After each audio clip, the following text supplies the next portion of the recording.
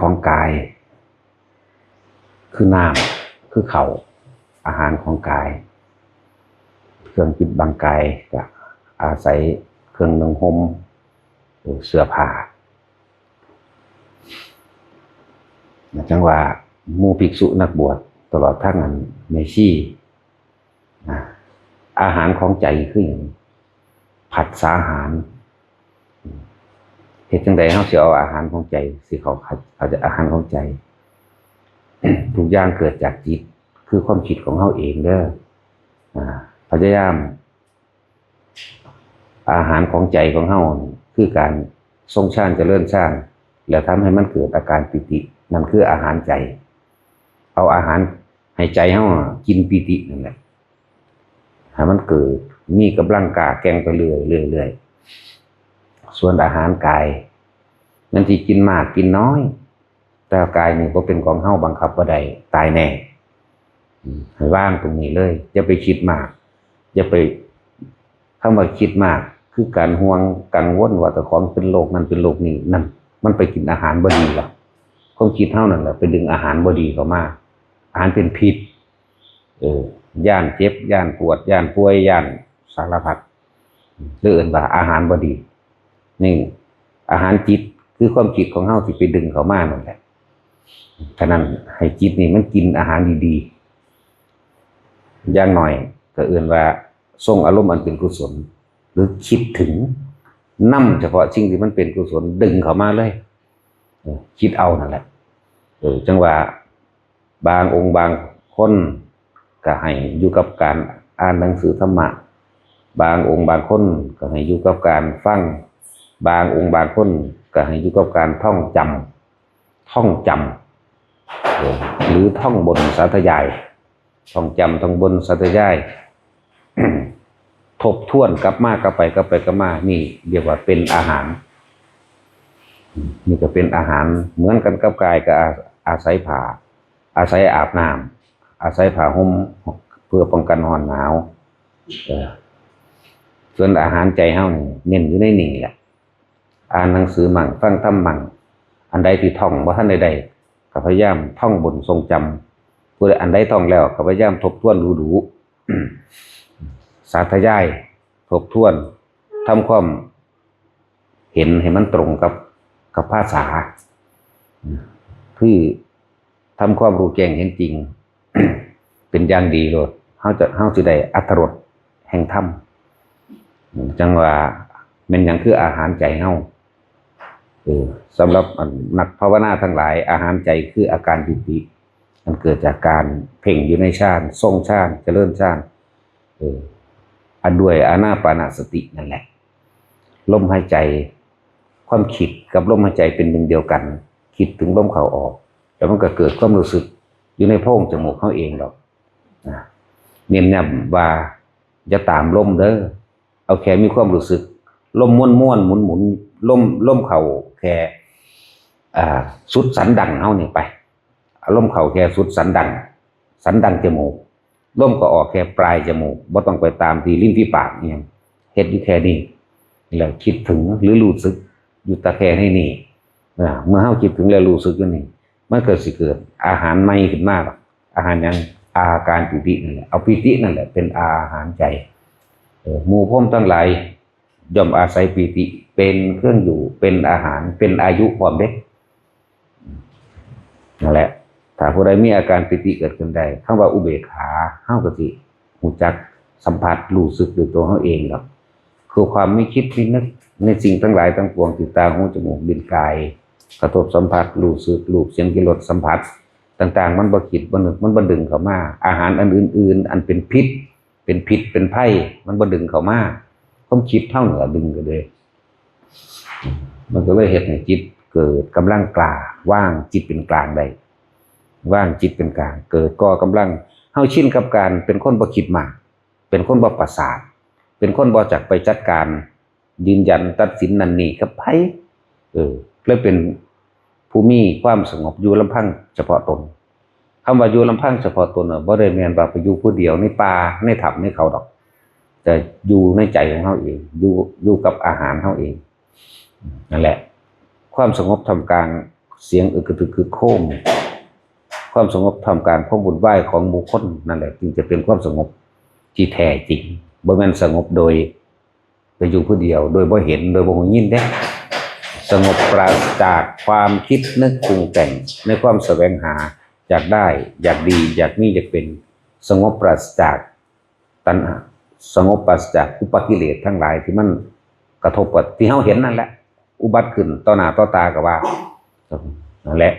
เฮ็ดไปเรื่อยๆจิตก็เริ่มมีกำลังกล้าจนลึกล้ำเข้าไปอีกมันสิเห็นดอกสัพเพธัมมาอนัตตาสิ่งทั้งหลายทั้งปวงเป็นอนัตตาหาความเป็นตัวตนหายังสิกีรังอย่างยืนบ่มีเลยเฮาสิเข้าไปถึงสุญญตาเฮาสิเข้าไปถึงสังขารุปเปกขาญาณเองสังขารคือสังขารสังขารนอกคือสิ่งทั้งหลายมันเป็นเครื่องประกอบกันขึ้นแล้วบ่ว่าต้นไม้บ่ภูเขาบ่ว่าคนบ่ว่าดินบ่ว่าอากาศร้อนหรือหนาวบ่ว่าฝนตกฝนหยุดตกบ่ว่าจะเป็นสีฟ้าท้องฟ้าบ่ว่าจะเป็นดวงอาทิตย์นะเรียกว่าเครื่องปรุงแต่งทั้งหลายอันเป็นรูปวัตถุนั่นแหละคือเรียกว่าสังขารทั้งหมดเลยสังขารวัตถุอันแต่ว่าสังขารวัตถุที่มันประกอบปรุงแต่งกันแล้วก็ย่อมจางคลายเข้าสู่ความเสื่อมสลายแตกดับเลยเอิ้นว่าอนัตตาบ่มีบ่หาความเป็นตัวตนเพียงแท้หาความที่ยั่งยืนบ่ได้บ่มีอีหยังเป็นแก่นเป็นสารที่มันตั้งมั่นได้บ่ตั้งได้บัดนี้สังขารในคือความคิดของเฮาสังขารุปเปกขาญาณเมื่อเฮาเห็นภายนอกมันก็ไหลต่อสู่ภายในเฮาบ่เข้าไปยึดมั่นถือมั่นในสิ่งทั้งหลายทั้งปวงที่มันปรุงมันแต่งที่มันประกอบกันขึ้นแล้วก็ล้วนแล้วแต่เดินทางต่อสู่ความพังความสลายหาแก่นสารบ่ได้นั่นเองแม้แต่เฮาก็จะเห็นความคิดของเฮานี่เองเขาไปยึดไปนึกไปปรุงไปแต่งนั่นนี่สุดท้ายแล้วแม้แต่ความคิดเฮาก็เห็นแบบและเฮาจะเห็นความคิดของเฮาว่างจิตโตมันกินปิติเรื่อยๆมันเป็นอุเบกขามันจะลึกเข้าไปเห็นแม้ความคิดก็เป็นความนึกความปรุงของแต่งความคิดนี่ก็บ่เป็นของเฮามันเลยว่างปล่อยจากสิ่งที่คิดนั่นแหละเข้าไปถึงตัวนี้เอาตัวใดมายืนยันตัวเองบัดนี้อารมณ์เห็นบ่นี่เมื่อเฮาเอาปิติเป็นอารมณ์เมื่อเฮาเอาปิติเป็นอาหารแล้วต่อมาอารมณ์ที่ลึกเข้าไปอีกอารมณ์ที่มีความรู้สึกที่ยังพอใจและไม่พอใจอยู่หายไปอารมณ์ต่างๆนี่มันสิแสดงออกมาทางกายและวาจาครับถ้าคนบ่มีอารมณ์มันก็แค่กิริยาภายนอกกิริยาภายนอกคือกายภายนอกคือวาจาแต่ว่ามันออกจากใจนั่นแหละสำหรับคนที่มีกิริยาอารมณ์ภายในในความพอใจบ่พอใจก็อีกอย่างหนึ่งมันแสดงมาอย่างหนึ่งสำหรับคนเบิดอารมณ์ในความยินดีพอใจในสิ่งทั้งหลายทั้งปวงพอมันหูมันเห็นมันแจ้งในคำว่าสัพเพธัมมาอนัตตาสิ่งทั้งหลายทั้งปวงเป็นของว่างเปล่าเนี่ยเมื่อมันเบิดอารมณ์ตัวนี้มันก็อย่างหนึ่งสำหรับคนผู้เข้าไปถึงตรงนั้นมันแค่กิริยาเว้าแล้วลืมก็มีนั่นแหละเป็นสั้น มันเหลือแต่ว่าสิ่งนี้ควรสิ่งนี้ไม่ควรสิ่งนี้เป็นโทษสิ่งนี้เป็นประโยชน์สิ่งนี้ควรเป็นคติตัวอย่างกับบุคคลผู้อื่นสิ่งนี้ไม่ควรเป็นคติตัวอย่างนั่นแหละมันจะเหลือแต่สิ่งนี้นะเพิ่งกับแค่ว่ามีชีวิตอยู่ไปเพียงตายนะแต่ว่าในก้อนที่สิตายเพิ่งก็สร้างประโยชน์โดยบ่ไปรับผลประโยชน์อีกต่อไปประโยชน์นี่เหลือแต่ประโยชน์ทั้งมนุษย์และอมนุษย์เท่านั้นประโยชน์โลกบ่รวมว่าประโยชน์โลกจังว่าหมู่พวกเฮานั่นปราศจากการงานอันอื่นแล้วเฮาบ่ได้ทำมาหากินแล้วหมู่ภิกษุนักบวชทั้งแม่ชีนี่มุ่งเน้นสังเกตจิตเจ้าของแต่ว่าที่นี่ก็คือว่านั่นแหละให้มันกินอาหารคือปิติให้มากขึ้นเรียกว่าผัสสาหารหรือผัสสารมณ์อันเป็นอุเบกขาเขาจะวิธีกินอาหารดีอาหารอันเกิดจากปิตินึกอยู่ในสิ่งที่เป็นกุศลนั่นแหละบางที่เฮาฟังธรรมะบางองค์ที่เพิ่นแสดงไปมันถูกกับความจริงของเจ้าของมันตกวูมันหัวใจหักมันสะเทือนมันให้ก็มีนั่นก็เป็นอาหารของมันเห็นบ่ล่ะแล้วมันแสดงอาการออกมาทางกายมันได้กินอาหารมันสงบ มันถูกกับตัวเองเป็นแบบนั้นบางที่อ่านไปใครครวญพิจารณาดูแจ้งแท่งตลอดดูความเห็นเป็นอย่างดีในคำสอนนั้น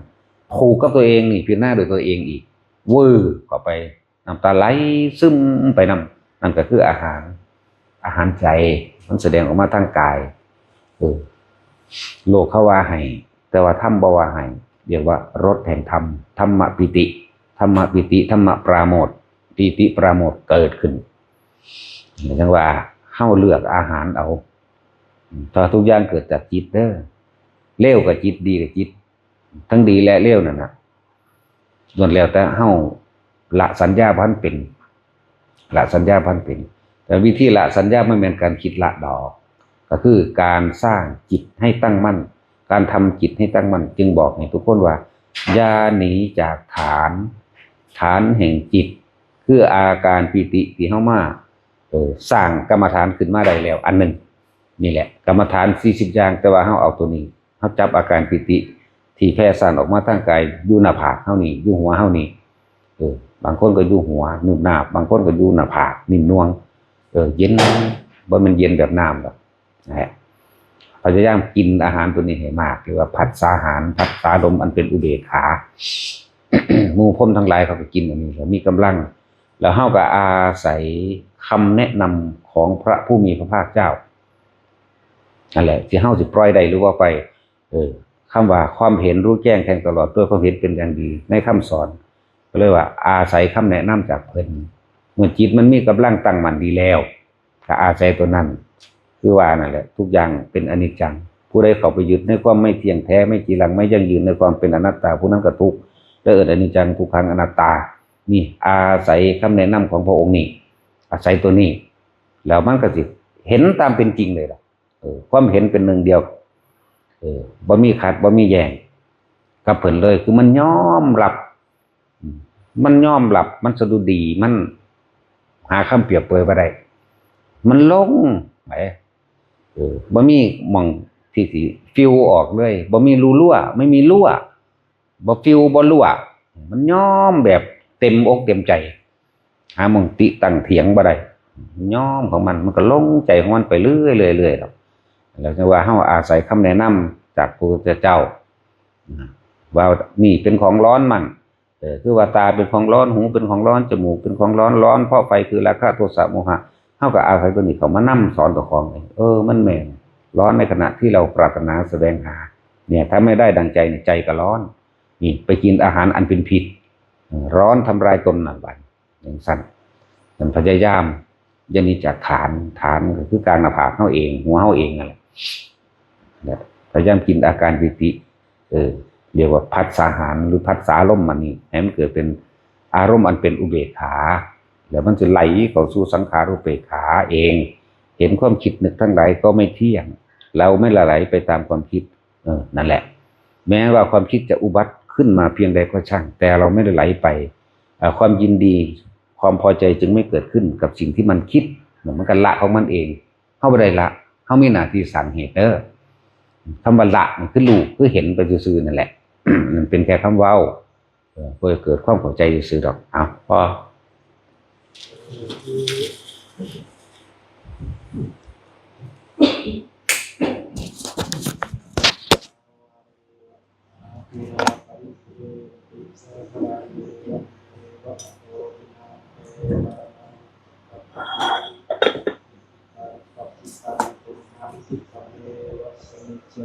สัพเพปุสัพพะสันโฆปนะระโสยะมันโทติระโสยะสัพพิติโย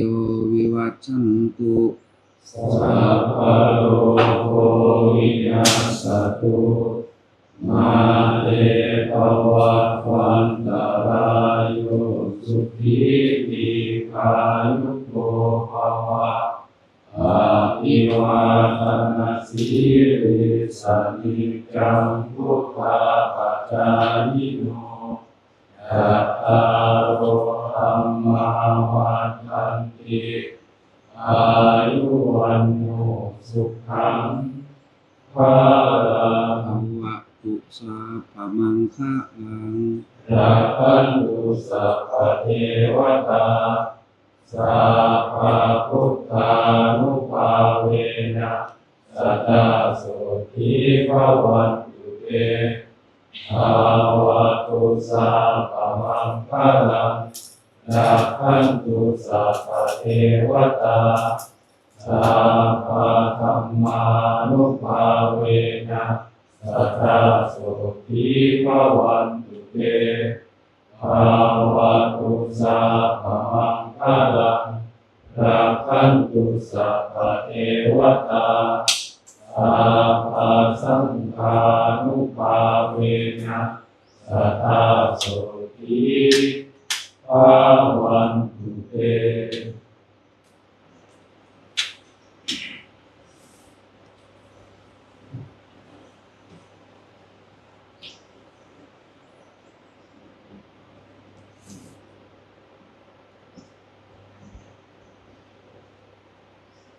พระอรหันต์สัมมาสัมพุทโธภะคะวะตุอะระหะโตสัมมาสัมพุทโธสัมมาสัมพุทโธภะคะวะตาธัมมังนัมสสามิอุปาทิปันโนภะคะวะโตสาวกโตสัมมาสัมพุทโธนะหะพุทธานังนะหะพุทโธทิยานะโมวิรุตตานังนะโมวิรุตติยานะโมสัพพะพุทธายานะเอเกนะสัพเพนะพุทธะโตโหตุ